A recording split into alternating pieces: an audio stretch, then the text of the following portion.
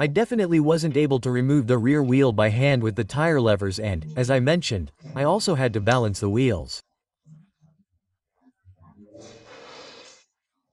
In the end, I went to a place with a special machine to have them change the tire. I wanted to do it myself, but I wasn't able to do it and they balanced them for me and the machine did nothing, about 15 minutes each time. The conclusion I've come to is that, in principle, it's not worth trying to do it by hand if you're only going to change the tires very occasionally, because doing it by hand is a bit of a hassle since the tire is hard and strong, and, well, it's done quite quickly with the machine. Well, now let's proceed with the assembly and see how to assemble them. Here we have the Virago without the wheels and we'll see step by step how to assemble them. One of the things I was going to do, which I told you about and which is important from my point of view, is to thoroughly clean the housing where the drum brake goes at the back, which is this one here. The first thing I'm going to do is thoroughly clean this housing. The next thing I'm going to do is thoroughly grease the front wheel axle and the rear wheel axle.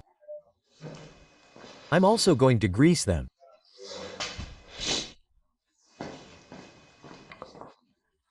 Here I'm going to thoroughly grease the movement, this axle that moves the drum disc. Do you see?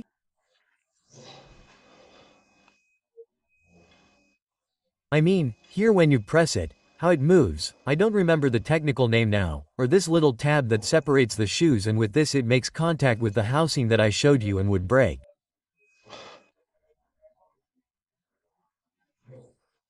I'm going to grease this part here a little bit. I'm going to grease this pinion. We said the two axles that are here.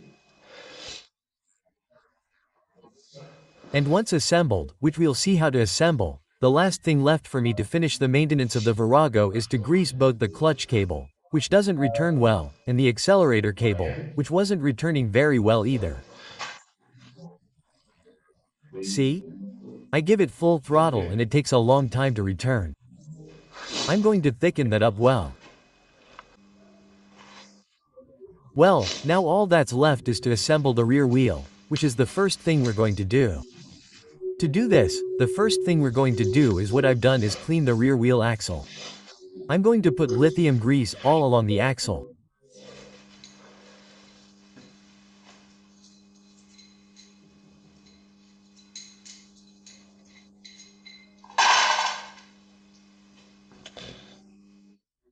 There I put lithium grease all over the axle, so that it's well lubricated.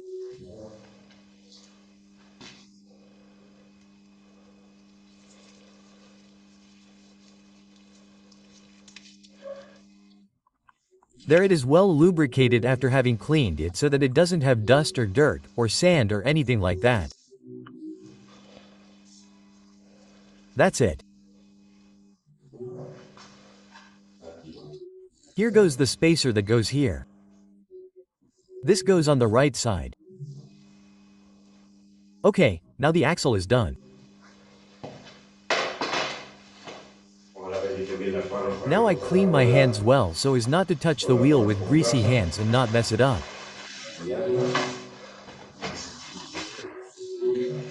And the next thing we do is on the wheel, on the left side where the sprocket goes, we have to put its shock absorbers back in. The chain shock absorbers, which are these.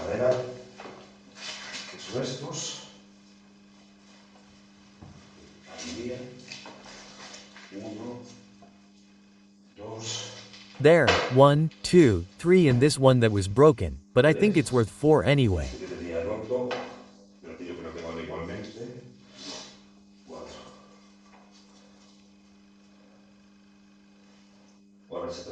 Now it's about fitting the sprocket.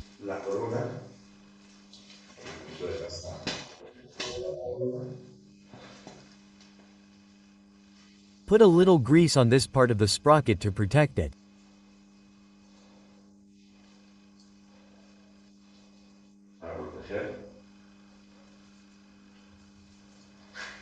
I don't know if you can see it, but the grease is already on.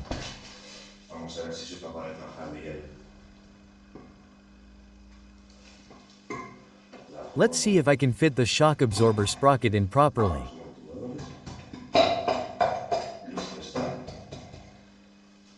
There you go. I have to put my gloves on again.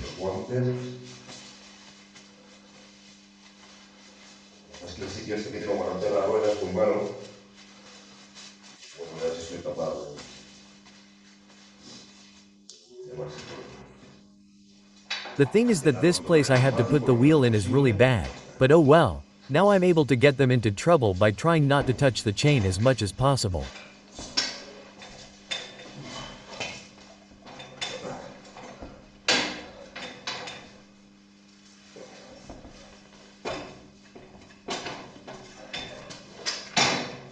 Well, there you go.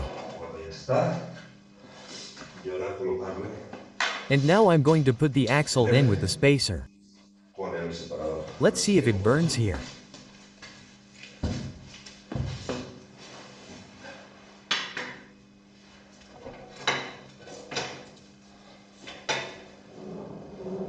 There you go.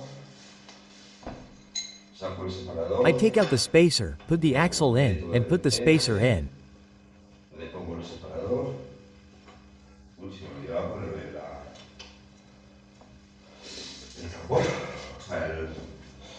Oh, I forgot to put the drum, that is, the brake that was on this side on the right.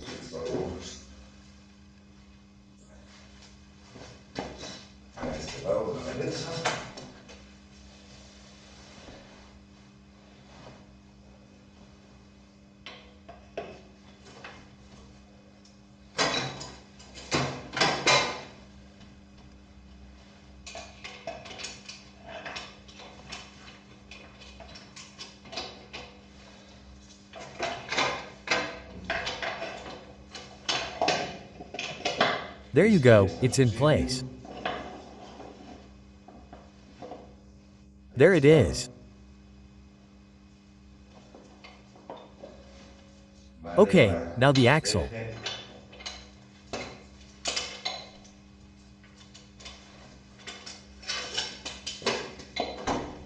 It's also important now that I don't forget to put the chain in place, which is the next thing I'm going to do.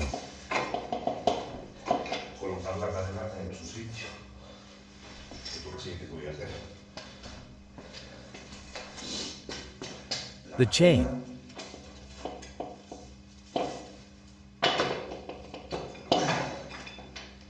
I'm bringing the wheel closer so that it's not easy to put it in.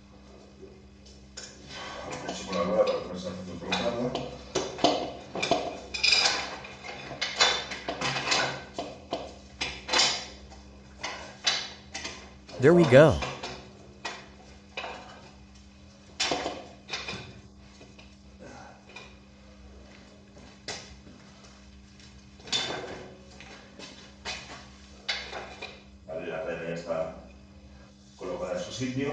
Okay, the hip is already in place and now we're going to the spacer.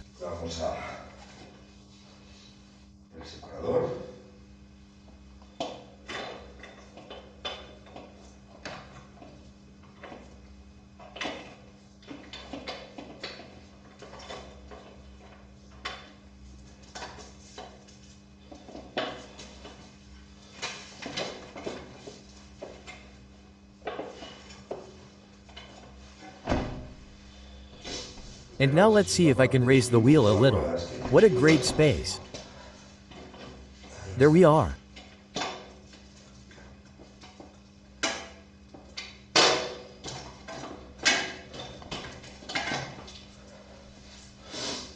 And enter on the right side. Keep going in.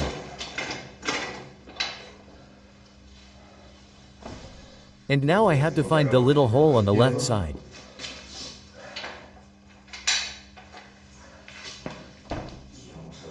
And let's see if we can face it well. The paper so as not to stain the wheel.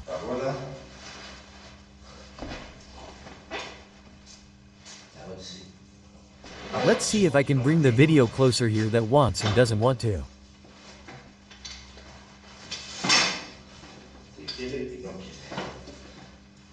There I have it.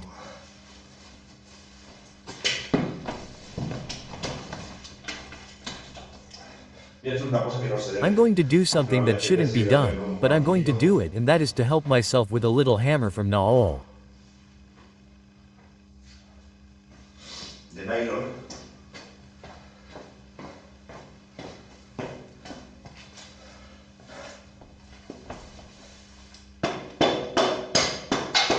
Now it's running well.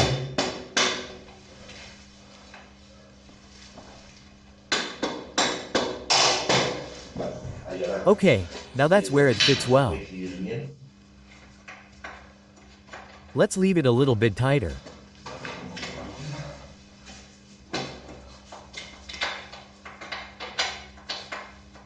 Ahí aparece.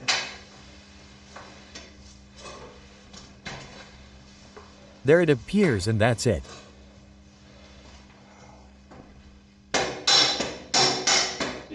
It's already here. It's no longer valid. So the next thing we have to do is put the corresponding nuts to their torque and tighten the chain according to the dimensions given to us by the manufacturer, which is the next thing we're going to do.